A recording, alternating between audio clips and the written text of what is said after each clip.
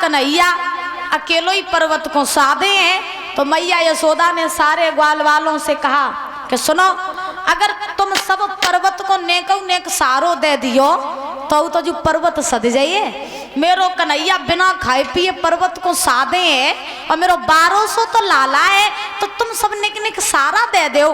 तो लो दामा कन्हैया के पास में आओ। दामा सो दामा ने कन्हैया से कही, लाला मैया बिल्कुल सही बात कह रही हैं कि तुम पर्वत साधे साधे थक गए हो, तो ऐसा करो लाओ पर्वत हम साध ले, तुम आराम कर लियो।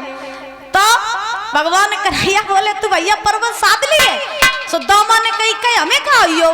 कन्हैया जो ताकत तो में सो ताकत मुंह में, तो तू अब आराम कर ले, पर्वत हम साध लिए। तो जो भगवान कन्हैया से इतने वचन दामा ने कहे, सो भगवान बोले भैया देखे रहिए साध लिया कि नहीं। दामा बोला चिंता ना करो, हम सब अपनी अपनी लाठी लगाए ले। सो सारे वृंदावन वासियों ने अपनी अपनी लाठी लगाई, और जो लाठी लगाई सो भगवान ने अपनी उंगली परीक्षित महाराज नेक नीचे करी, सोई पर्वत डगमगाने लगो। और जैसे ही पर्वत डगमगाया तो जितने ग्वाल वाल रहे सो सबकी लाठी टूटी। तो दामा बोलो पर्वत डिगा निगा डिगा निगा होए दैया निकसा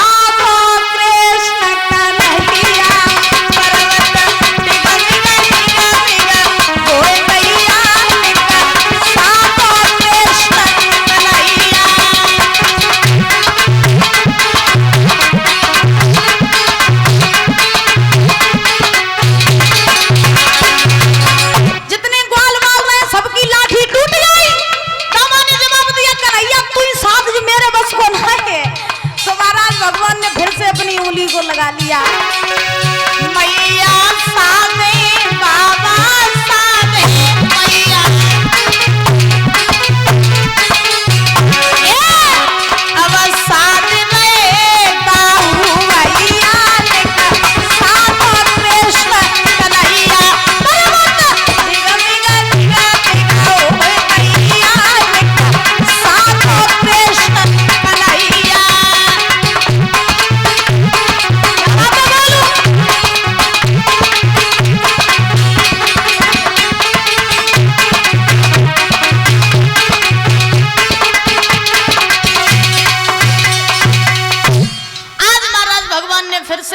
पर्वत को साध लिया।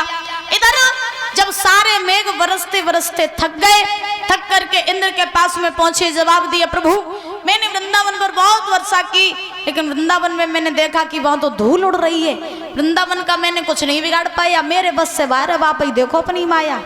सो इंद्र कहने लगे चिंता न करो, अगर तुम्हारे बस का कुछ नहीं है तो मैं जा रहा हूं और जा करके वृंदावन वासियों से अपने अपमान का बदला लूंगा।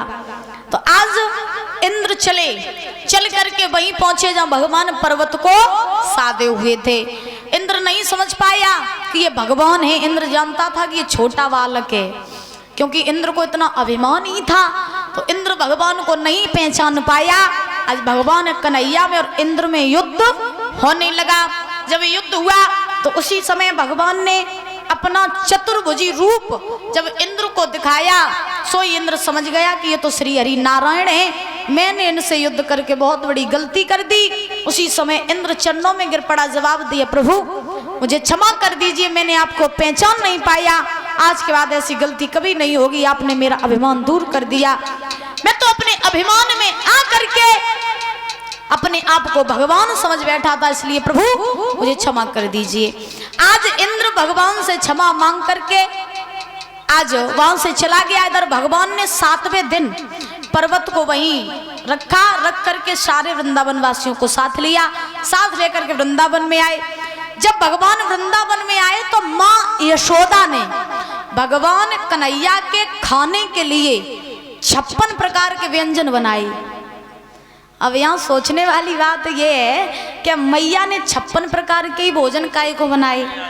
अगर यशोदा चाहती तो कन्हैया के लिए 60 प्रकार के व्यंजन बना सकती थी, 50 बना सकती थी, लेकिन 56 प्रकार के ही भोजन क्यों बनाए? पता है परीक्षित महाराज आपको क्या है? बताओ क्या क्या काय को बनाए? बताओ। बताओ। कन्हैया के नहीं? अच्छा, तो काय को बनाई? खुशी में। अच्छा, अब सुनो कि मैया ने 56 प्रकार के ही व्यंजन काय को बनाई। भगवान कन्हैया ने जब पर्वत साधा था तो परीक्षित महाराज लगातार 7 दिन तक पर्वत साधे रहे थे, और वो भी बिना खाए पिए। बिना खाए पिए भगवान 7 दिन तक पर्वत साधे रहे। तो मैया यशोदा जो थी, ये भगवान कन्हैया को एक दिन में 8 बार भोजन कराती थी। कितने बार? 8 बार। मैया यशोदा, हाँ, मैया यशोदा भगवान कन्हैया को एक दिन में 8 बार भोजन कराती थी। और भगवान पर्वत कितने दिन तक साधे रहे थे? 7 दिन तक। और 7 दिन के बाद जब भगवान लौट के आए तो यशोदा ने सोचा कि मेरे लाला ने 7 दिन तक कछु नहीं खाओ पियो, तो हम 7 दिन को भोजन इकट्ठो ही कराए दें। तो 8 सत्ते 56। ताई सो मैया यशोदा ने 56 प्रकार के व्यंजन बनाए। तभी से प्रथा चली कि भगवान को 56 प्रकार के भोग लगाए जाते हैं। गोविंद भगवान की। आइए ताली बजा करके बोलेंगे, उसके बाद कथा में प्रवेश करेंगे।